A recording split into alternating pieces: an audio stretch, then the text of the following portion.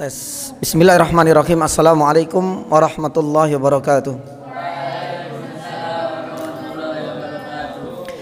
Innal hamdalillah nahmaduhu wa nasta'inuhu wa nastaghfiruh wa na'udzu billahi min shururi anfusina wa sayyiati a'malina.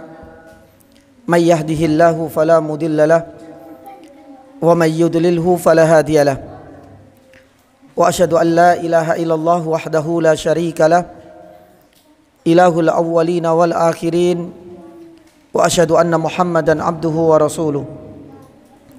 Allahumma salli wa sallim wa barik ala Muhammad wa ala alihi wa ashabihi wa man ihtadaw bihudahu ila yaumiddin, amma ba'd.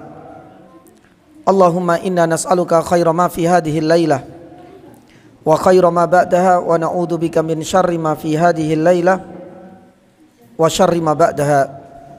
Allahumma sallimna ila Ramadan wa sallim lana Ramadan wa tasallamhu minna mutaqabbala.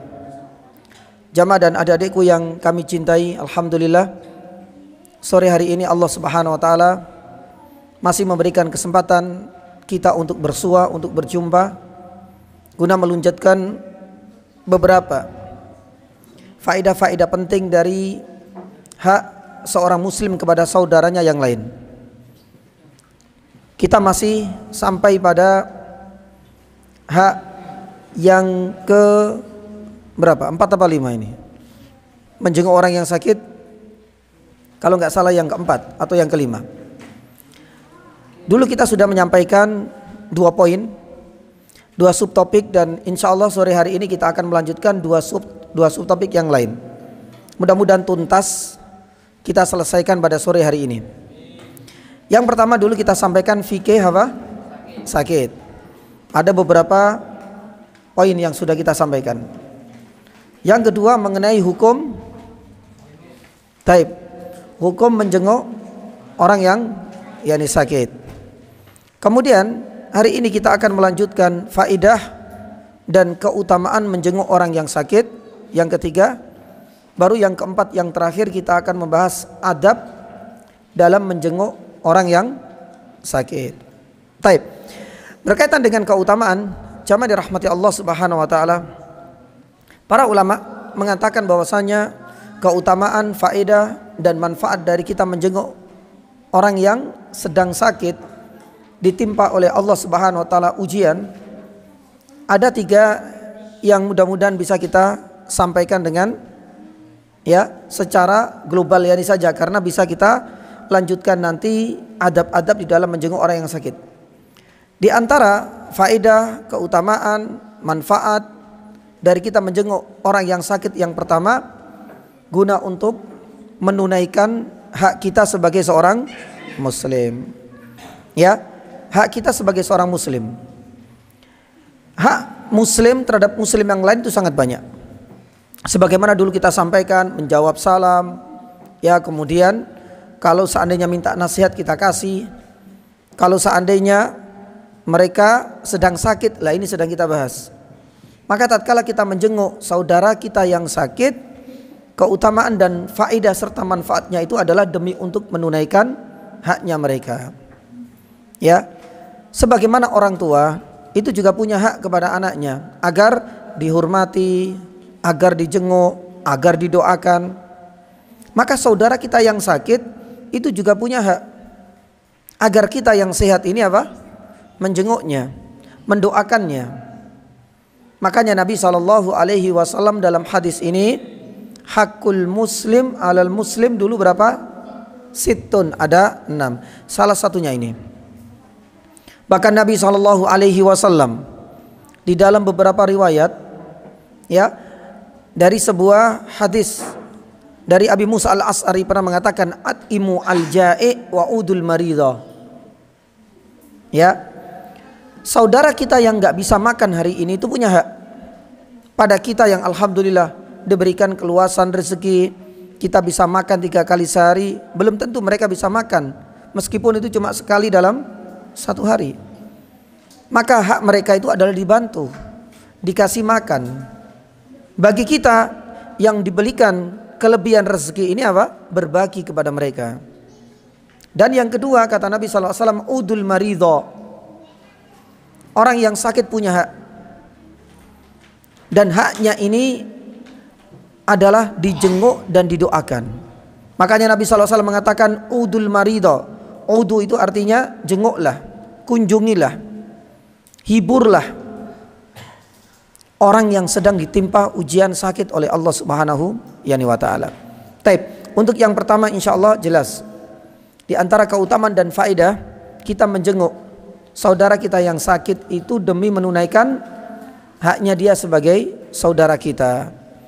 Yang kedua, jamaah dirahmati Allah, keutamaan dan faedah kita menjenguk orang yang sakit, bagi kita yang menjenguknya akan mendapatkan pahala.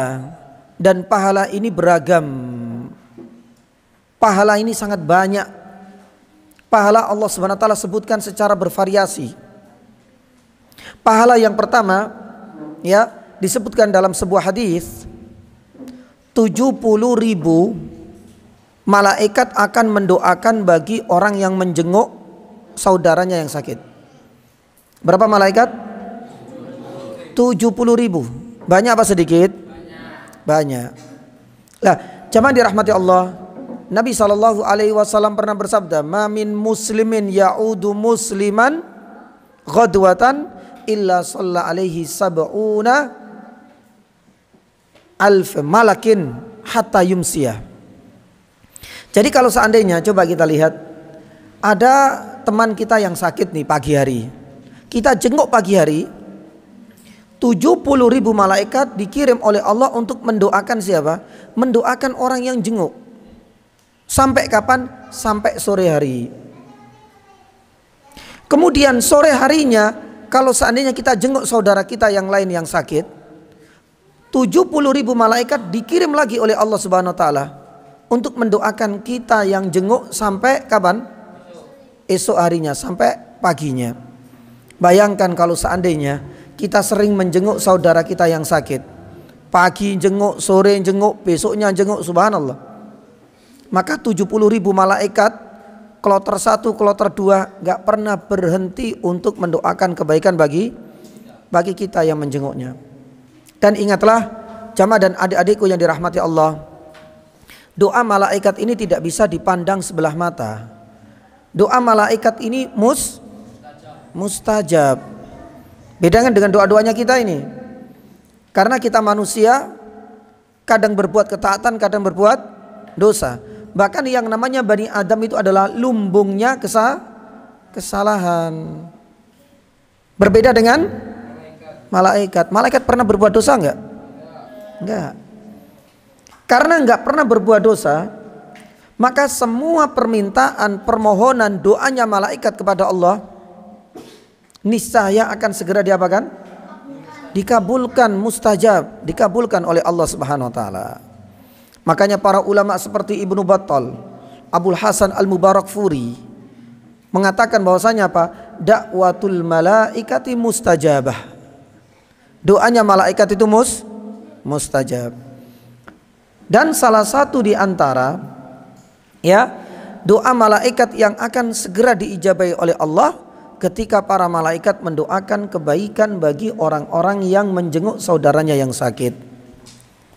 Maka oleh karenanya jamaah dirahmati Allah Subhanahu wa taala, ini adalah pahala yang pertama yang didapatkan bagi orang yang menjenguk saudaranya yang sakit. Di antara pahala, bentuk pahala yang lain, Allah Subhanahu wa taala akan menyiapkan surga, perkebunan yang penuh dengan buah-buahnya nanti di sana. Nabi SAW pernah bersabda jamaah, dalam sebuah hadis, man zara maridon lam yazal fi khurfatil jannah. Barang siapa yang menjenguk saudaranya yang sakit, maka dia pasti akan disiapkan di khurfatil jannah. Para sahabat bertanya, ya Rasulullah, apa itu khurfatil jannah? Karena di surga ini kan banyak kapling, ada rumah, ada perkebunan, ada juga telaga, namanya telaga Kautsar. Lah, di antara perkebunan ini, kata Nabi SAW ketika ditanya janaha, buah-buahan yang sudah disiapkan Di surga kata Rasulullah itu disiapkan, itu disediakan buah-buah di jannah, di surga disiapkan bagi orang-orang yang selama di dunia selalu menjenguk saudaranya yang sakit. Pengen nggak? Pengen. Nah itu adalah jenis pahala yang kedua. Maka jangan sampai kemudian kita meremehkan masalah ini.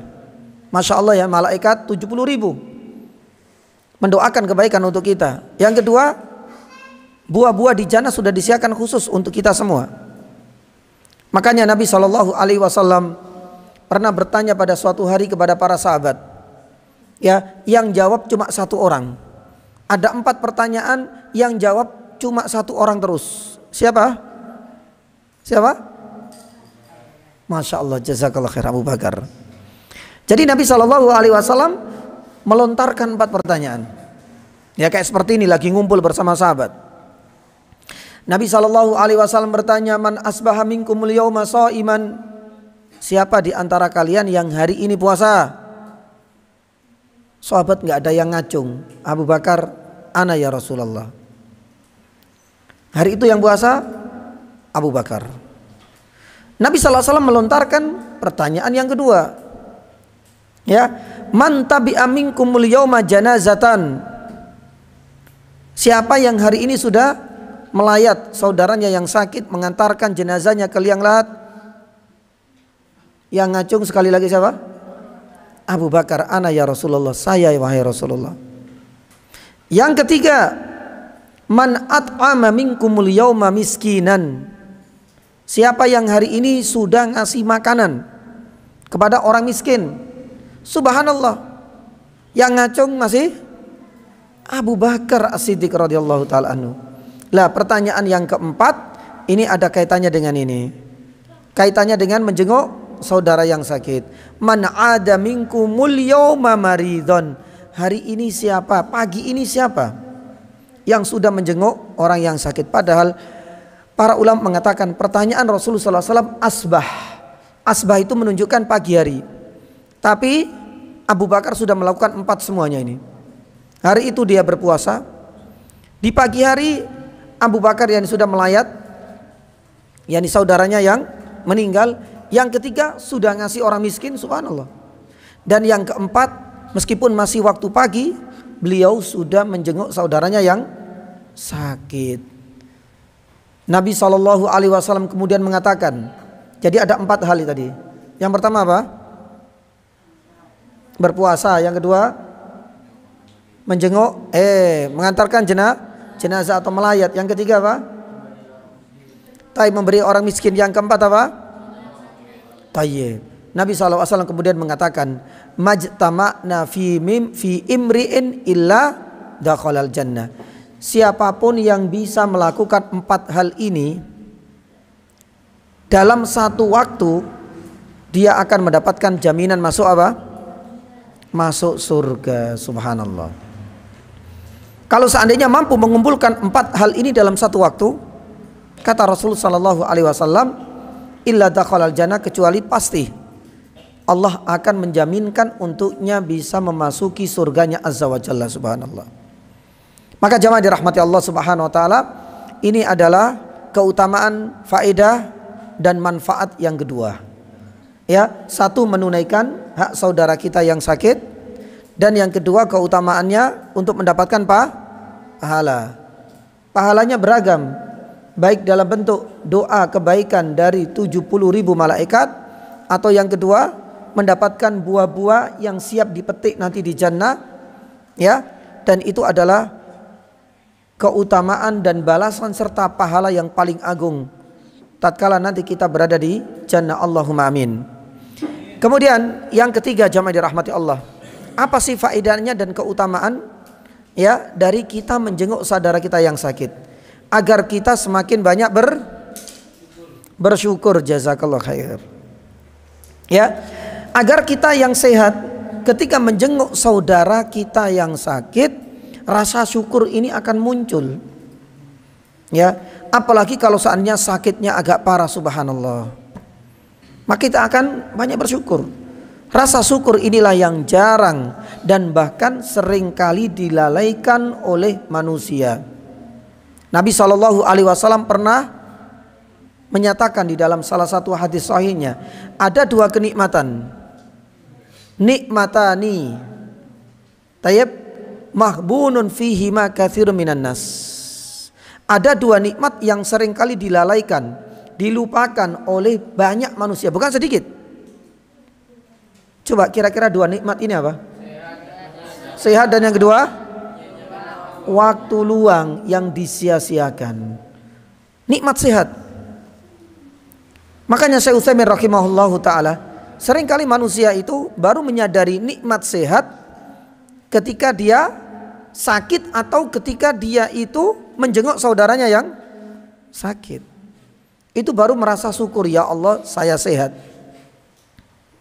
Tapi di saat dia itu nggak sakit atau nggak menjenguk saudaranya yang sakit, seringkali lalai. Makanya diberikan kekuatan fisik, diberikan kesehatan, diberikan akal yang normal. Ketika tidak diuji dengan sakit dan tidak menjenguk saudara yang sakit, sering lalai. Kesehatan fisiknya untuk maksiat, akal normalnya untuk memikirkan hal-hal yang diharamkan oleh Allah. Tapi coba sekali saja dia diuji oleh Allah Subhanahu wa taala dengan sakit, pasti dia akan merasa bersyukur, ya Allah, syukurnya saudaraku hari ini bisa ikut kajian. Saya hari ini nggak bisa ikut sholat, ikut kajian karena sakit, terbaring di atas ranjang kasur. Baru merasakan. Sama juga tatkala kita menjenguk, coba kita lihat. Mungkin tatkala saudara kita ada yang sakit ya misalnya, baik di UKS atau mungkin di klinik atau mungkin di rumah sakit. Lebih-lebih kalau sakitnya parah, apa yang kita rasakan ya nih jamaah? Pasti kita akan merasakan iba, iya, merasakan kasihan pasti. Tapi ada perasaan lain, di mana kita pasti akan bersyukur, ya Allah alhamdulillah aku masih diberikan kesehatan fisik oleh Allah. Ya Allah terima kasih aku masih diberikan kesehatan dan tidak tertimpa penyakit sebagaimana saudaraku. Mungkin saudaraku ini sudah kena penyakit yang parah, biayanya juga mahal, dan kadang pula menyusahkan keluarganya yang lain. Ya Allah, dia baru merasa ketika ia menjenguk saudaranya yang sakit. Maka oleh karenanya jamaah dirahmati Allah Subhanahu wa taala, disinilah pentingnya memang seseorang itu diuji dengan penyakit agar ia tambah bersyukur. Oleh karenanya Syekhul Islam Ibnu Taimiyah rahimahullah taala sampai mengatakan, bisa jadi sebuah musibah atau penyakit yang Allah timpakan kepada seorang hamba lebih baik daripada sebuah nikmat tapi melalaikan dirinya kepada Allah. Faham di sini? Beliau mengatakan musibatun tuqbilu biha 'alallahi khairun min nikmatin tunsika zikrallah. Sebuah musibah, salah satunya adalah sakit. Sakitnya seseorang itu terkadang lebih baik bagi dirinya daripada sebuah kenikmatan, tapi malah melalaikan dirinya untuk selalu mengingat Allah Subhanahu wa taala. Jadi lebih baik dia itu dikasih sakit daripada dikasih nikmat dalam bentuk sehat. Terkadang kemiskinan lebih baik dirinya daripada dia diberikan kekayaan. Contohnya siapa? Qarun. Tahu Qarun nggak? Qarun itu ketika miskin semangat ibadah ataukah tidak? Semangat ibadahnya. Tapi tatkala Allah Subhanahu wa taala melampahkan rizkinya, menambahkan pundi-pundi hartanya, apa yang terjadi? Semakin sombong yang pertama. Yang kedua apa? Lalai. Lalai apa? Lalai dalam melaksanakan satu ibadah. Yang kedua, lalai di dalam melaksanakan haknya Allah, yaitu berbagi atau mengeluarkan zakat dan sedekah untuk mereka yang membutuhkan. Coba kita lihat. Dahulu ketika masih miskin, subhanallah, ibadahnya kenceng.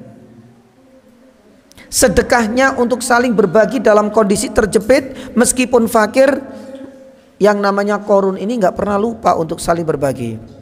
Tapi giliran subhanallah Allah mengujinya dengan harta, ternyata berbalik 180 derajat.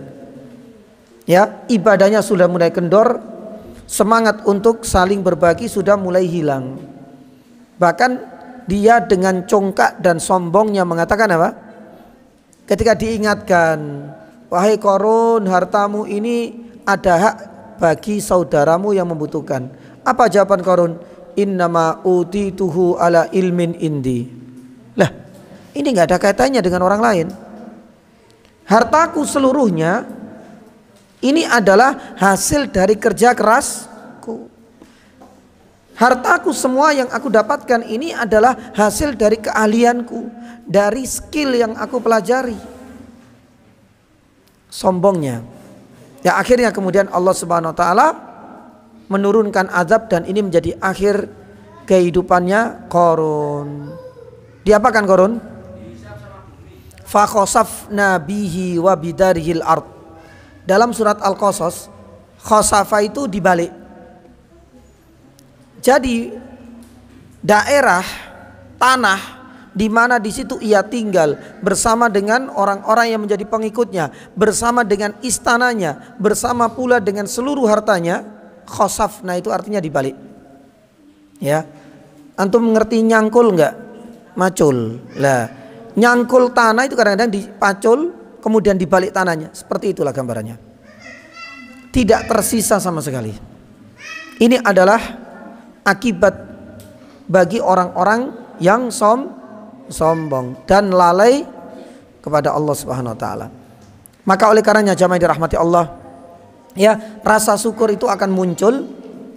Rasa syukur itu akan lahir ketika seseorang itu ditimpa musibah sakit atau menjenguk saudaranya yang sakit. Dia akan semakin bersyukur. Jadi ada berapa tadi? Ada berapa? Ada 3. Demi untuk menunaikan hak saudaranya.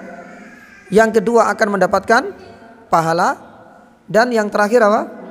Agar kita bersyukur. Taib. Berarti menyisakan pembahasan yang paling akhir. Ini adalah poin yang keempat. Fikih sakit sudah. Hukum menjenguk sudah. Yang ketiga, keutamaan faedah dan manfaat menjenguk sudah. Jadi yang terakhir apa? Adab di dalam menjenguk saudara kita yang sakit. Lah, berkaitan dengan adab atau etika ini, jamaah dan adik-adikku yang dirahmati Allah, ini ada yang hukumnya wajib dan ada yang hukumnya sunnah tapi dianjurkan. Ya, jadi adab-adab ini ada yang hukumnya wajib dan ada yang hukumnya yakni sunnah. Apa saja adab-adab? Saya sebutkan secara global insyaallah taala. Yang pertama, dan ini hukumnya wajib ketika mau menjenguk saudara kita yang sakit. Apa itu? Wajib mengikhlaskan niat hanya karena Allah ketika menjenguk saudara kita. Jadi yang pertama harus apa? Ikhlas. Ikhlas hukumnya wajib apa sunnah? Wajib.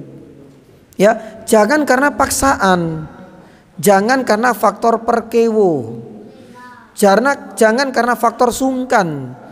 Apalagi sebagian di antara kita kadang-kadang menjenguk saudara kita itu karena faktor pengen sekedar setor apa? Setor muka wajah.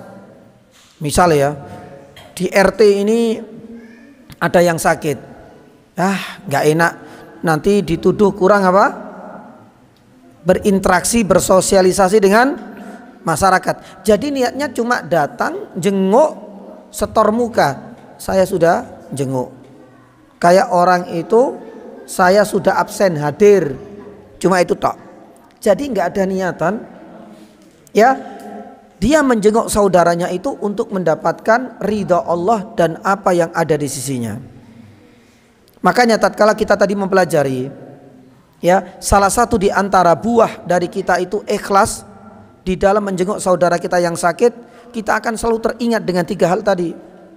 Mengharap ridha Allah, mengharap pahalanya, agar kita bisa melaksanakan kewajiban, ya, hak saudara muslim, dan agar kita semakin bertambah rasa apa? Syukur. Itulah di antara, ya, buah dari kita mengikhlaskan niat menjenguk saudara kita. Maka oleh karenanya, jamaah dirahmati Allah Subhanahu wa taala, ini adalah yang pertama. Adab dan etika yang pertama hukumnya apa? Hukumnya apa ini? Ya, ini wajib.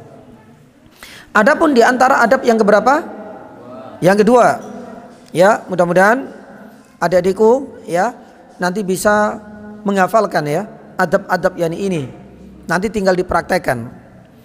Adab yang kedua, para ulama mengatakan yakni bahwasanya kita segera menjenguk pada waktu-waktu yang tepat. Ya, dalam bahasa kita timing yang pas. Jangan gegabah, jangan sakarpe dewe.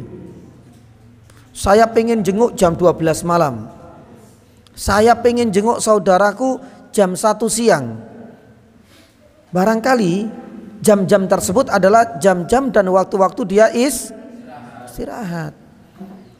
Segera menjenguk tapi pada timing dan waktu yang tepat.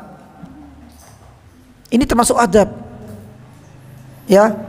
Maka kedatangan kita itu demi untuk meringankan bebannya. Jangan semakin malah menambah beban. Dia mau istirahat, datang ke rombongan. Ya, datang rombongan 2 bis. Ya, akhirnya apa? Dia nggak bisa tidur siang. Baru mau tidur asar, ya sudah datang lagi rombongan yang lain. Padahal yang namanya orang yang sakit butuh apa? Butuh waktu untuk istirahat. Sebagian ulama mengatakan waktu yang paling tepat dilihat dari sisi dalil dan beberapa riwayat yang mendukungnya, dan tadi sudah kita sampaikan itu ada 2 waktu. Yang pertama itu adalah yakni awal hari, pagi hari, tapi bukan ba'da subuh langsung. Kecuali kalau seandainya ya memang saudara kita, ibu kita, kerabat kita punya akses untuk langsung bisa mendatangi ba'da subuh. Yang penting awal hari, pagilah. Ya, kalau memang tidak bertabrakan dengan jadwal besuk di rumah sakit misalnya, maka segera mungkin dibuka besuk jam 7, jam 8, secepat yang mungkin jam itu kita bisa menyempatkan diri untuk menjenguk. Jadi di awal hari atau di awal malam. Awal malam itu mungkin sore hari atau mungkin ba'da maghrib. Jangan sampai tengah malam. Ada sebuah riwayat dari Imam Ahmad. Ya, Imam Ahmad ini pernah ditanya, "Wahai Abu Abdillah, kapan waktu yang paling tepat untuk kita menjenguk saudara kita yang sakit? Di awal hari atau di awal malam atau di sore hari?" 2 waktu ini yang tepat. Kenapa? Karena tadi salah satu di antara pahala yang didapatkan akan didoakan siapa? Malaikat. Lah, malaikat ini gantian shiftnya, maaf. Itu di waktu pagi ganti dengan 70.000 malaikat yang jaga malam. Ya, kalau seandainya kita menjenguk di awal pagi, di awal hari, maka kita akan mendapatkan doa sepanjang siang sampai sore. Jadi kita mendapatkan doa malaikat dalam durasi dan waktu yang cukup panjang. Atau kalau kita mau menjenguk, ya sudah awal malam atau sore hari. Karena di situ ada pergantian shift malaikat. Kalau kita jenguk sore, berarti malaikat ini shift yang kedua, 70.000 akan mendoakan sampai kapan? Sampai besok pagi.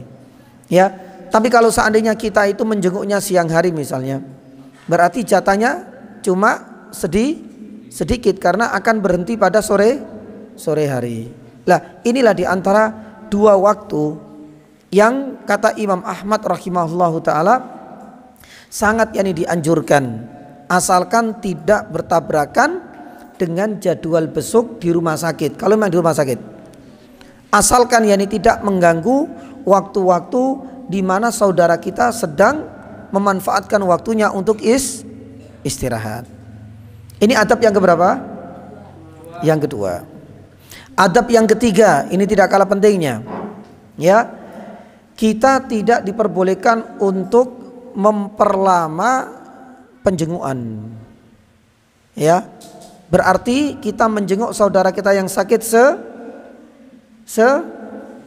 secukupnya. Jadi nggak boleh berlama-lama.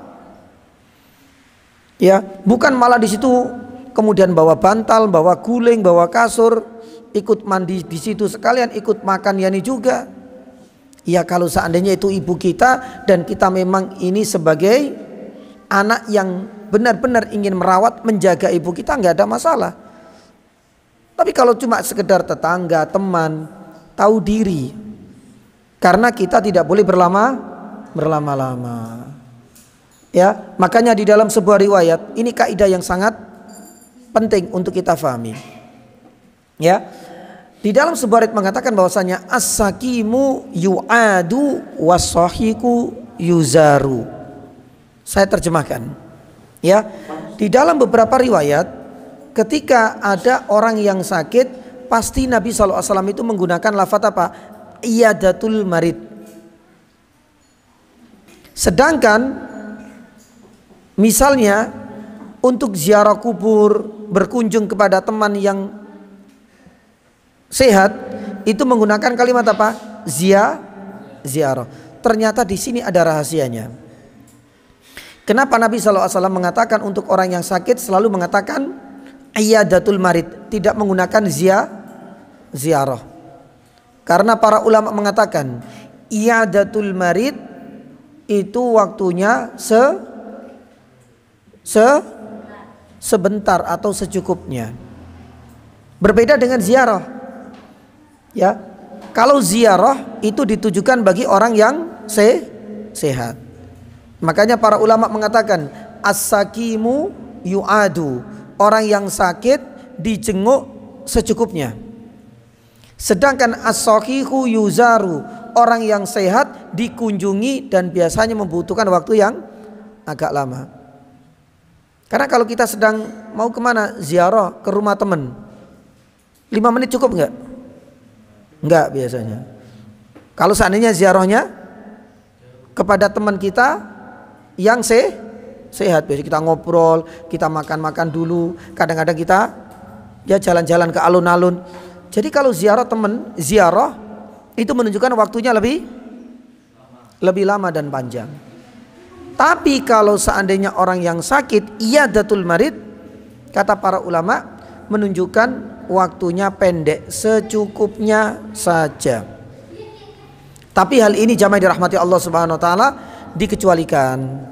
Kalau seandainya yang sakit itu masih kerabat, apalagi orang tua kita, nggak berlaku kaidah ini.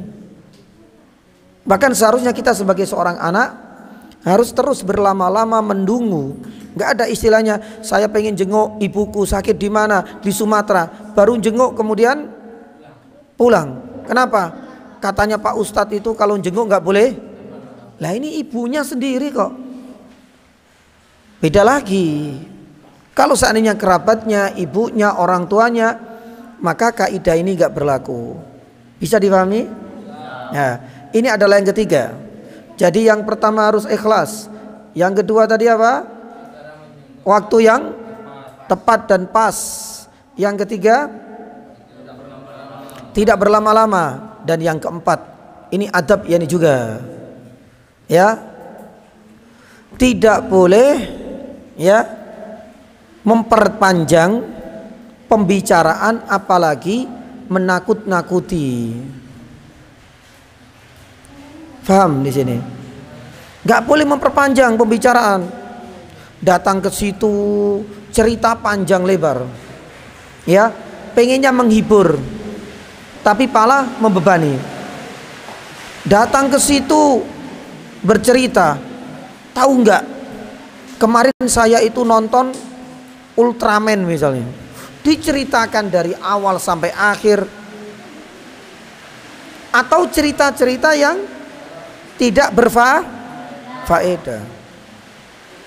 Dan yang paling dilarang itu menakut-nakuti saudara kita yang sakit, ya, dengan kematian misalnya. Makanya ada sebuah cerita, Umar ibnu Abdul Aziz ini pernah mengusir. Umar ibnu Abdul Aziz ini seorang apa? Khalifah. Ada seseorang yang datang menjenguknya. Ya salam.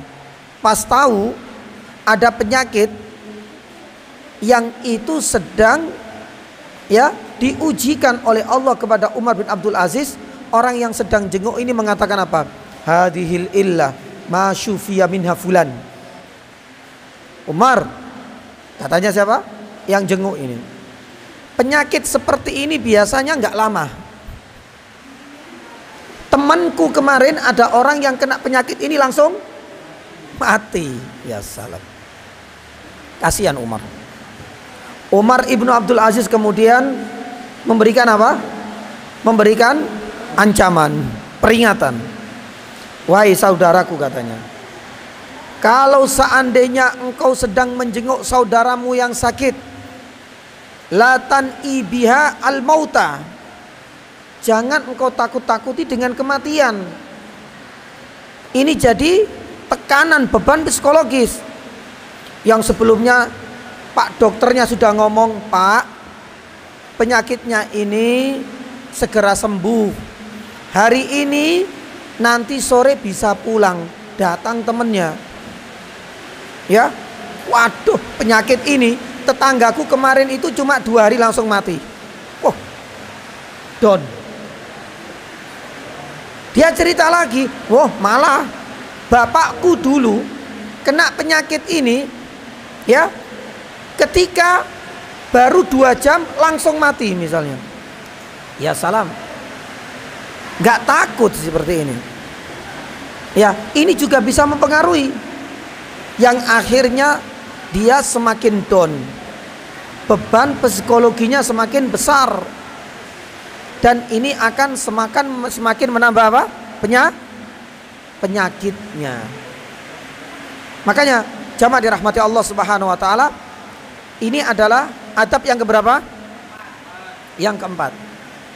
Jangan terlalu panjang pembicaraan dan jangan sampai kita menakut-nakuti. Ya. Taib. Yang keberapa sekarang? Yang kelima. Ya. Yang kelima, jamaah dirahmati Allah Subhanahu wa taala. Di antara adab yang kelima ini adalah mendoakan. Jangan lupa datang jauh-jauh ke sana, ya, cuma jenguk kemudian ditinggal balik pulang. Padahal salah satu di antara adab itu adalah mendoakan. Masya Allah. Allahumma shayyiban nafi'a. Ya, jamaah dirahmati Allah Subhanahu wa taala. Di antara doa dan adab ketika kita mendoakan saudara kita itu ada beberapa macam. Yang pertama, kita berdoa sambil duduk di samping kepalanya. Karena Nabi Shallallahu Alaihi Wasallam, ya, itu pernah diruqyah oleh malaikat Jibril dengan posisi seperti itu. Jadi misalnya saudara kita berbaring, kita duduk di dekat kepalanya sembari mendoakan. Ya. Cara yang kedua, kalau diperkenankan, kita boleh memegang area yang sakit sambil mendoakan. Jadi tadi kita doanya di samping kepalanya, dekat dengan kepalanya. Cara yang kedua, kita mendoakan sambil megang daerah yang sakit, asalkan diizinkan. Kalau nggak diizinkan, jangan maksa. Sakitnya di mana? Ya, sakitnya itu di area perut misalnya, atau di bawah perut. Ternyata dia maksa. Ya wis, katanya Nabi SAW itu pernah megang. Lah ini area perut, si pasiennya nggak mau dipegang, ya jangan maksa. Ya, catatan kalau seandainya dikasih izin silakan dipegang. Sakit apa mbak? Kepalanya. Boleh nggak saya pegang mbak? Alhamdulillah dipegang. Baru didoakan. Ya, kalau seandainya nggak memungkinkan duduk dekat dengan kepalanya, tidak memungkinkan untuk memegang daerah yang sakit, ya sudah. Ya, di tempat manapun, yang penting kita bisa mendoakan. Karena biasanya kalau ada orang yang sakit, kita itu dikasih tempat duduk kursi sendiri. Maka dari tempat itulah kita mendoakan. Doanya banyak yang sudah hafal belum? Doanya banyak sudah hafal belum? Sudah. Nabi SAW mengajarkan banyak doa.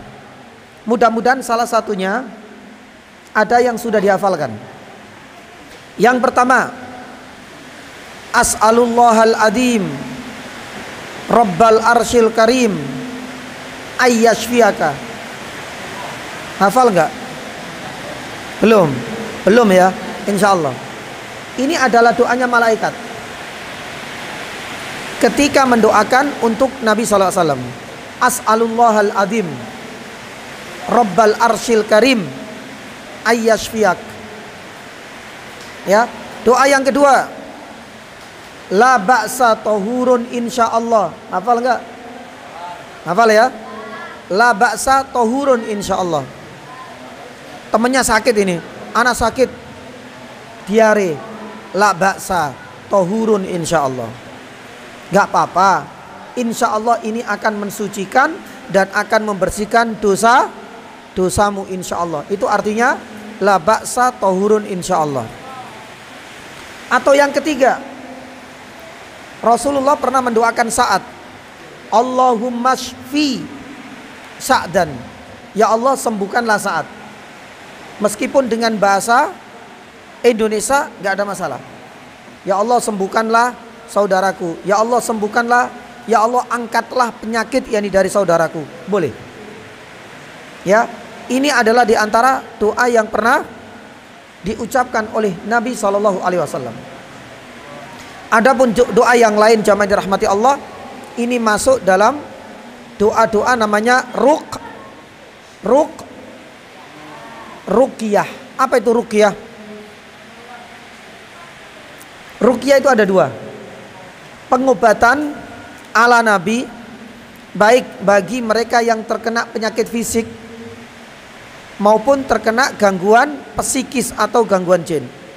Jadi ruqyah itu bukan hanya mengobati seseorang karena terkena gangguan jin saja. Saudara kita yang sakit, ruqyan gak ada masalah. Maka di antara doa yang lain, Nabi SAW pernah berdoa dengan membaca Bismillah 3 kali. Bismillah, Bismillah, Bismillah. Kemudian baca apa? A'udzu billahi wa qudratihi min syarri ma ajidu wa uhadiru. Ini dibaca 7 kali. Ya, dibaca berapa kali? 7 kali. Itu kalau seandainya hafal.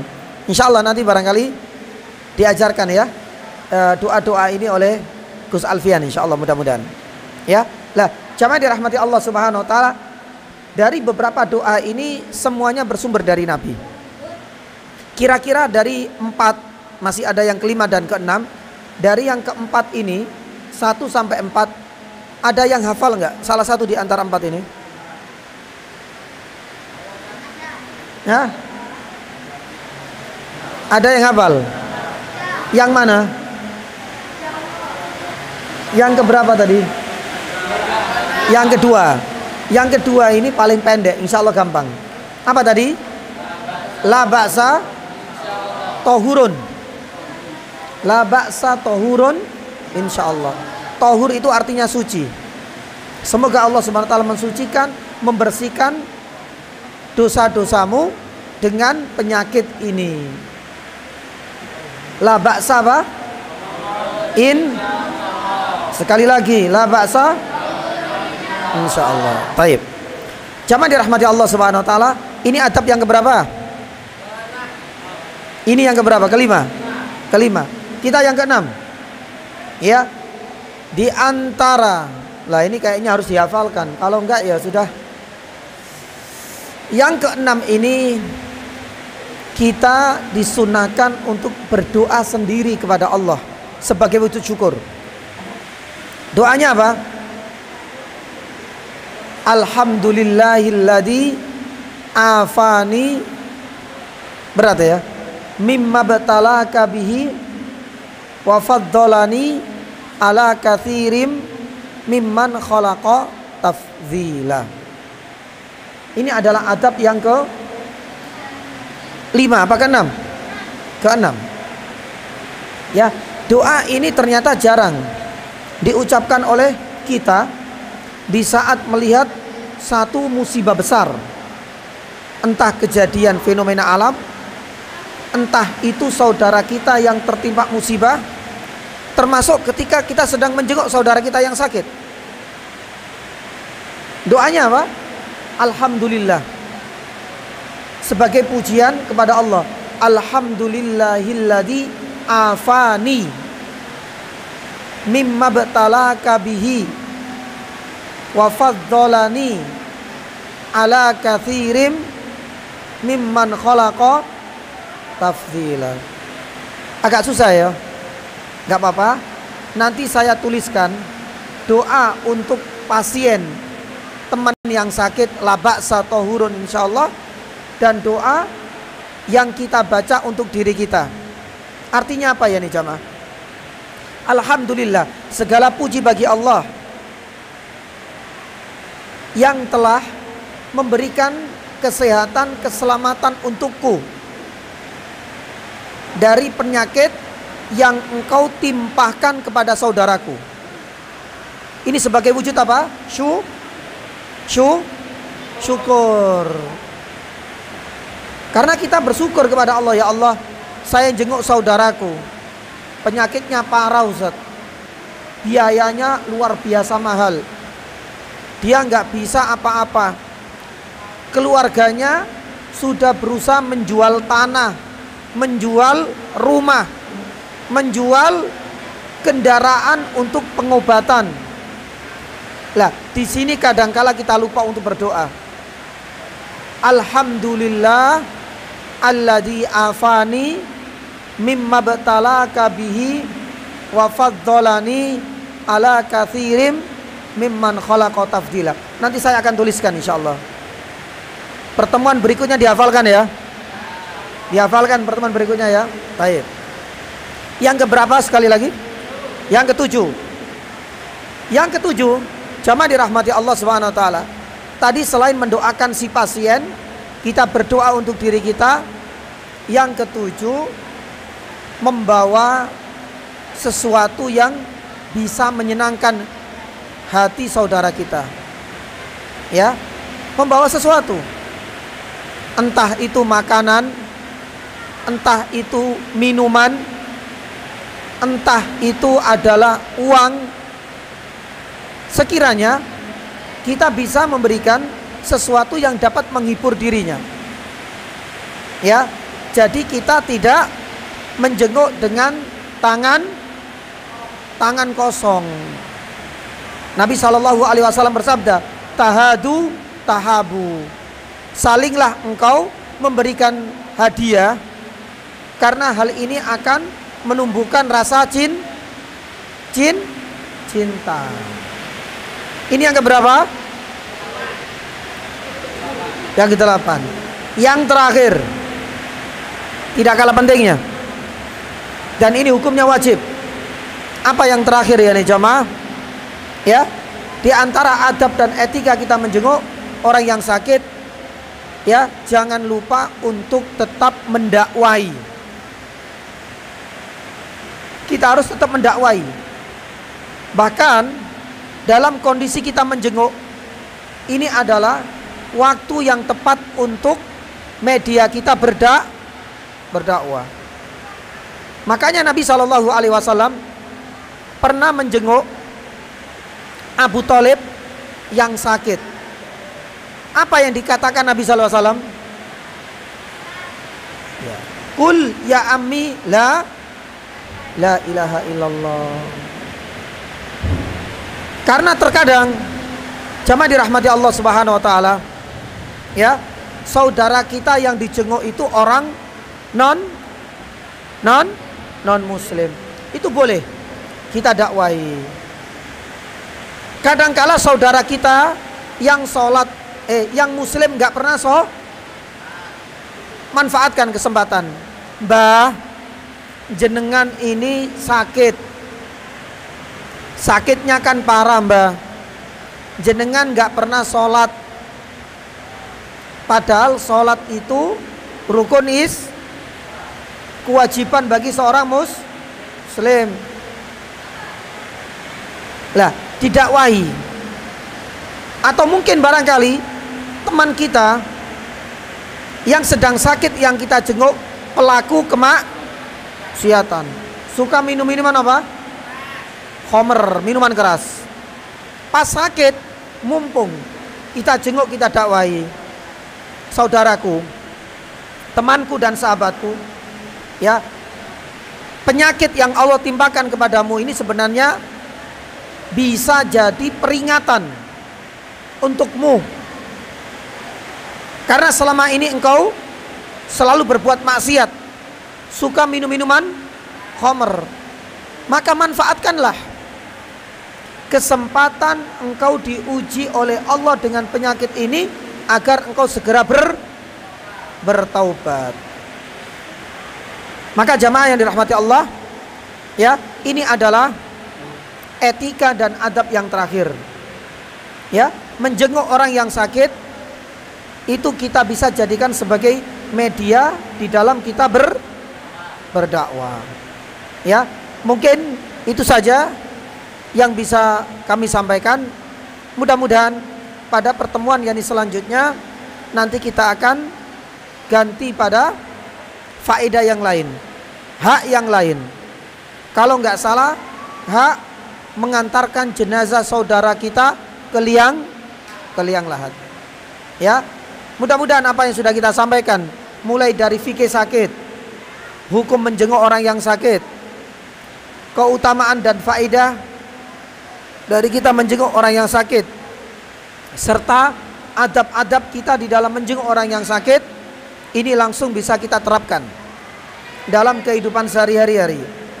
Dan insya Allah nanti setelah kajian saya akan tuliskan, ya, doa yang paling pendek, ya, untuk saudara kita yang sakit.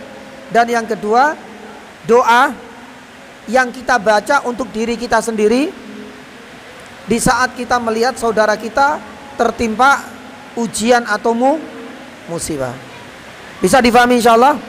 Taib. Semoga apa yang kami sampaikan bisa memberikan faedah untuk kita semua, dan semoga Allah Subhanahu wa taala pertemukan kita di bulan depan. Dan kemungkinan bulan depan, bulan Februari, ini adalah pertemuan terakhir. Karena bulan berikutnya insya Allah kalau tidak ada udzur kita masuk Ramadan. Maret insya Allah sudah masuk Ramadan.